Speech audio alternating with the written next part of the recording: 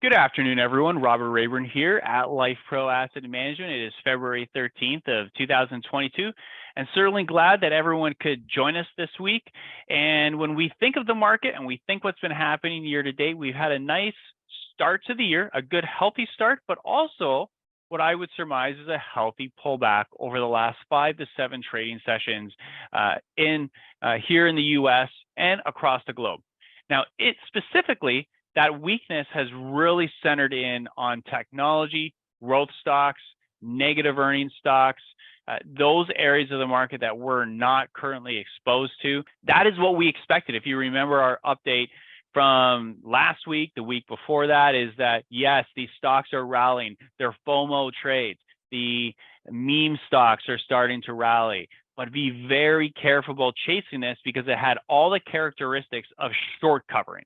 There was not a lot of fundamental evidence or fundamental backing behind the moves in these stocks, other than they were very short-term oversold. Lots of people were short them. So what we saw was this hedge fund unwind of being short growth and long commodities, long value stocks. So some of those stocks paused while these other stocks ripped as hedge funds had to buy back their shorts.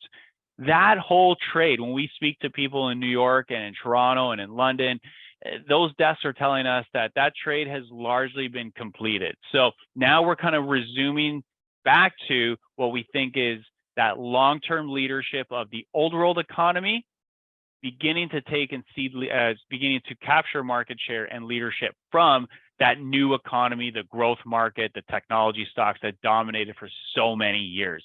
So that's what we're going to focus on this week. The title of this week's presentation is the rally in tech over? We say question mark, but we really believe it's over. And when we look at what's been happening over the first 4 or 5 weeks, a lot of it driven by short covering, in our opinion, of course. But the real question for the overall market is, if and when technology really starts to fall apart, will the slack be picked up by those other sectors, such as the banks and energy and commodities and the consumer, those areas that need to offset the move down in growth? So 3 key areas we're going to focus on: the state of that tech growth rally, what's happening with bonds, and of course, the setup for oil and energy stocks. Now, when we think of technology and the bounce that we've seen here over the last 4 to 5 weeks, again, like we said just a minute ago, everything kind of lined up for this short cover rally. And we saw a very similar move in 2001. Microsoft peaked in and around early 2000, then it, along with almost every other technology stock out there, collapsed. Right? I mean, I think the NASDAQ collapsed in somewhere in the nature of 80%. And so when we think of Microsoft, what were the headlines associated with the significant bounce that we saw in 2001? First, we saw GM Ford using discounts to duel for pickup and SUV market share. We think that's very telling in terms of that market share that headline back in 2001 as it relates to Tesla today and its pricing battles with Ford and GM. And Tesla, of course, has had that 100% rally, so we want to be careful there. Don't chase it just because we like the company and we like the brand and we like the product. That's completely separate from the stock, right? So let's be really careful about that. We saw other headlines. Cable equipment stocks will rebound, but will sales? Technology firms start to regain appeal in Asia. Technology stocks have started to regain appeal this year. But again, we want to be careful. Is this an oversold rally, or is this the resumption of market leadership by these stocks and by these group of sectors? We don't believe so. And we do believe that a lot of this is, again, old leadership that is trying to fight and stay credible and try to stay in that leadership position. Meanwhile, the market's slowly moving on. And we're going to kind of go through that here over the next few slides. So let's look at Microsoft. Dominant company, great company, one of the most incredible companies and corporate storylines in history, right? So when we think of 2000, for those that really clearly remember that time period, Windows was dominant. It wasn't up and coming. It was dominant and remains dominant today, right? And when the stock peaked in 2000, the problem was we knew that.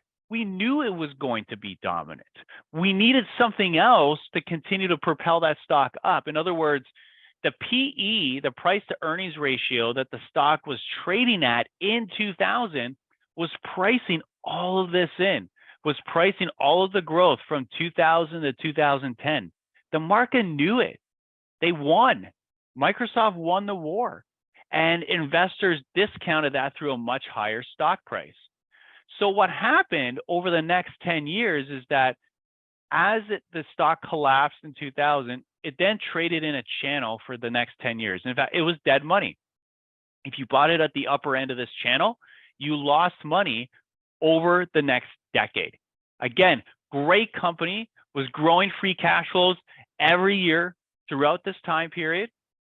In fact, had moved past the Justice Department's investigation into antitrust crimes.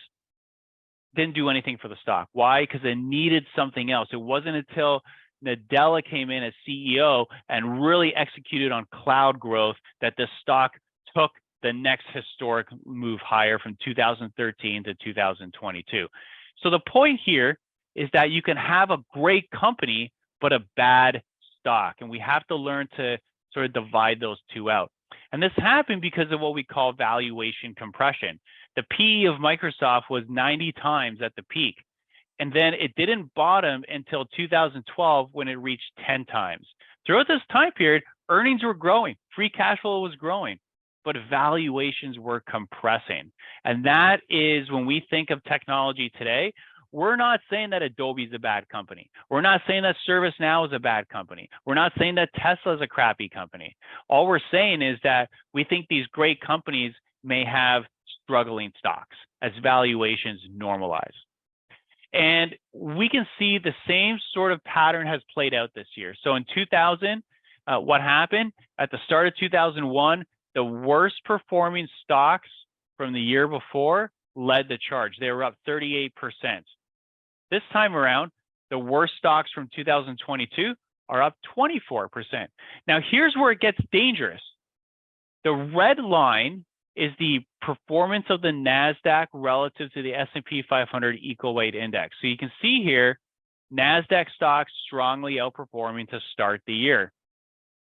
The blue line's a little tricky. So it's what we call the euro dollar futures.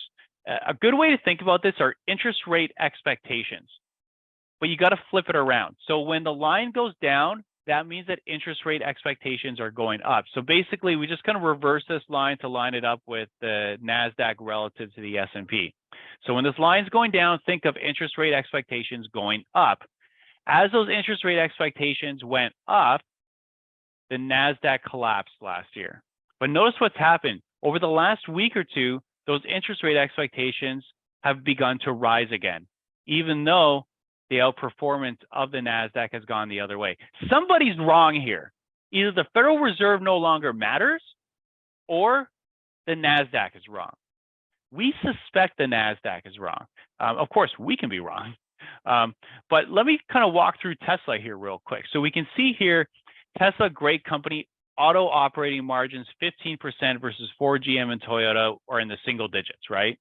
So you have a great company. But here's where things get a little bit wonky, is that you have Tesla at 49.18 times earnings versus Ford and GM at 8 and 6 times earnings. So yes, there is an operating margin advantage, and you want to pay up for that advantage, but are you really wanting to pay 6 times the valuation of Ford or GM just to get that additional 9 points of operating margin benefit?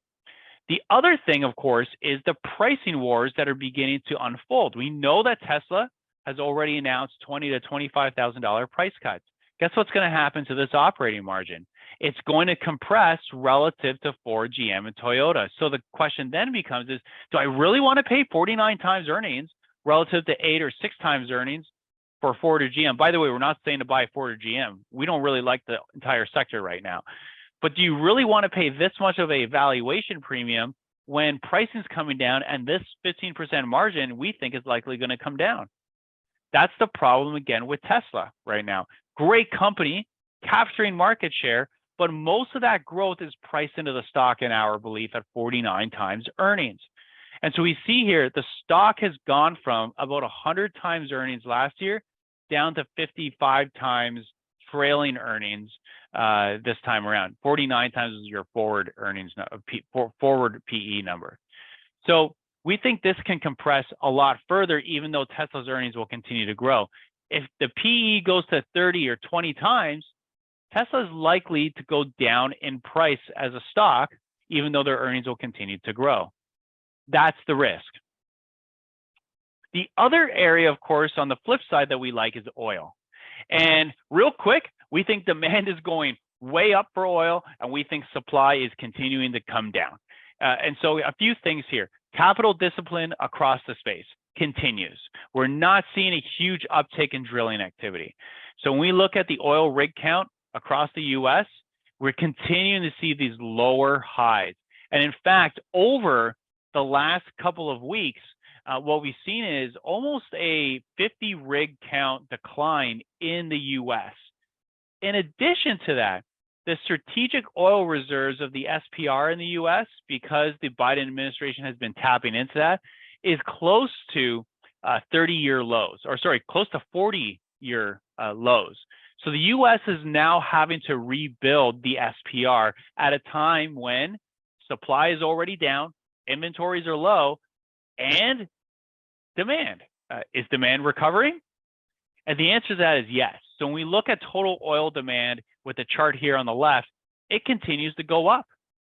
And by the way, this is happening before accounting for the Chinese reopening. And what is China? China is the number one oil producer the number one oil consumer on the planet. So what's going to happen when China comes back fully online? Second, we're seeing the news today, the news on Friday, that Russia is going to cut back their production by 500,000 barrels a day in response to oil sanctions. So you got demand going up, in our opinion, you got supply that is stagnant, and you have geopolitical risk premiums across the board and a China reopening. Plus, by the way, these stocks, in our opinion, remain quite cheap. You have Exxon trading at 10 times, Chevron at 11 times, Shell at 6 times, and BP at 6 times, with 3 to 4% dividend yields. It doesn't take a genius to figure out why this space remains attractive. And of course, this all ties into our broad theme of old economy over the new economy. Look at that S&P 500 weight as a percentage of the total S&P 500. Technology, we believe it will continue to come back down to the mean, while energy, materials, and industrials go the other way. We think this red line will cross this blue line. The stocks are cheap, earnings are improving, they're under-owned, they're hated, they're maligned across all of Wall Street. And we think that that is a really attractive setup for these sectors over the next few years. So that's what we got for you this week. As we said, we've been begging investors not to chase technology. It was oversold. It was bouncing, short covering. We don't think there was much fundamental basis to be taking big positions there. It appears, it appears that the bill has arrived and that those stocks are breaking apart. Started with Amazon. Google fell apart earlier this week. We think that Google sell-off, by the way, very emblematic of this whole AI craze over the last 2 weeks. Google was the second company at the center of that. The presentation was a complete flop. We think that's going to reverberate from a technical perspective across the space. So again, be very careful there. Interest rates have expectations to start to creep upward again. That does impact how we think of asset allocation, stocks, bonds, tech, value, growth, all those things. And of course, lastly, energy is well set up if global consumption does indeed rebound. So that's what we got for you, like we said this week. If you have any questions, 888-543-3776. Otherwise, have a fantastic week. Have a great week, and we'll talk to you soon. Talk to you later. Bye.